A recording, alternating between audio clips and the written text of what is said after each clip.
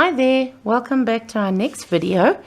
In the last few videos I've basically demonstrated how to apply our transfers to chalk painted surfaces using solid straight edge transfers, solid cutout transfers, some of our monochromatic transfers which take out backgrounds, semi-opaque transfers where you get the colouring coming through like on her dress. And what I'd like to demonstrate now that these transfers have dried is just quickly how to apply our varnish. We have our vintage varnish by the Velvet Attic, and it is available in satin, gloss and matte. Matte being obviously a dull finish, satin slight sheen, and gloss is gloss. They're water-based varnishes, water-based polyurethanes, which means they are semi-heat resistant, semi-scuff resistant, and quite durable. They're non-toxic and easy to use. So what I'd like to show you is I've basically taken a flat brush. This is just a very cheap brush we sell, but any flat synthetic nylon haired brush will work. Depending on your surface will be whatever size you'll need to use. So I'm just using basically what we call medium to large size for flat surfaces, and I'll be applying my varnish with that. New brushes, you'll always need to just wet them first. They do come with what we call size in the hairs, and a lot of them will feel stiff when you start with. They basically do that to protect the hairs during transit from the factories and distributorships. So take your brush, initially new brush, old brush, and wet it in your water. I'm just actually using the water over there.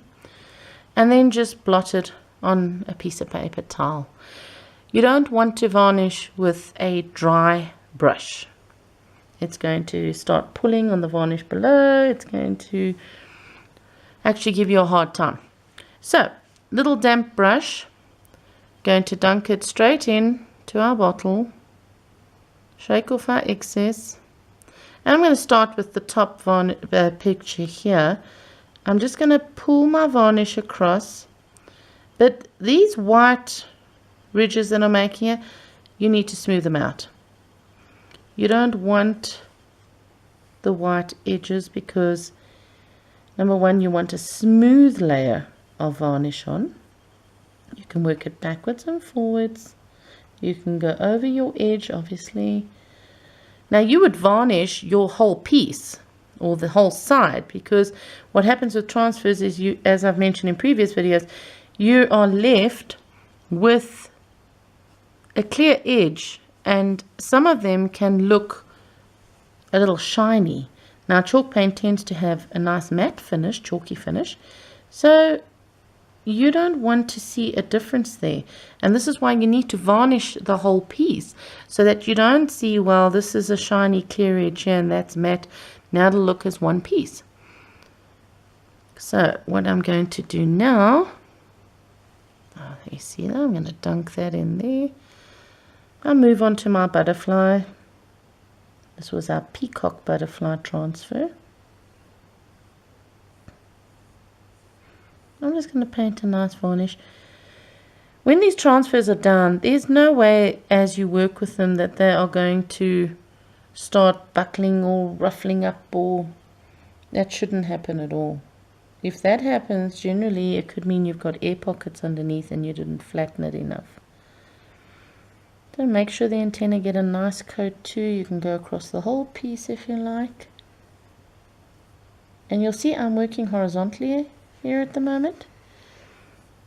What I recommend you do is do your first coat horizontally or vertically, allow it to dry. It's going to take your first coat quite quickly, so maybe 20 minutes or so.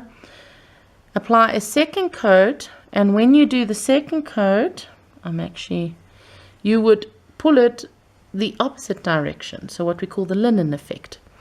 We're going to move horizontally this coat, vertically the next, and back to horizontally again.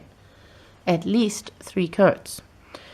The more high use area of your surface. In other words, maybe cupboard doors, chairs, drawers, boxes, maybe the lid of a jewelry box, that kind of thing. You might want to look at putting about 5 coats on, alternating your directions, allowing each coat to dry in between. Try not to apply them wet on wet on wet. You're going to end up with a milky varnish. And it does, even though you're allowing it to dry in between, varnish does take time to cure. So you need to give it time to cure. You help that process by allowing your layers to dry. Once you're done with your varnish, in between, I'm going to allow this to dry now. Close your varnish, put your brush straight back into the water, rinse it out, and wait for it, the next coat, to go on as soon as it's dry. Try not to leave your brushes standing in the water. You're going to waterlog them and not get much use out of them. You'll be replacing them very soon. Blot it on your paper towel and we'll wait to see. I'm just going to raise this up. You'll see it is still wet if I turn it with the light. But as that dries, it's going to give a beautiful finish. So, 3 to 5 layers, alternating directions. You're good to go. Enjoy.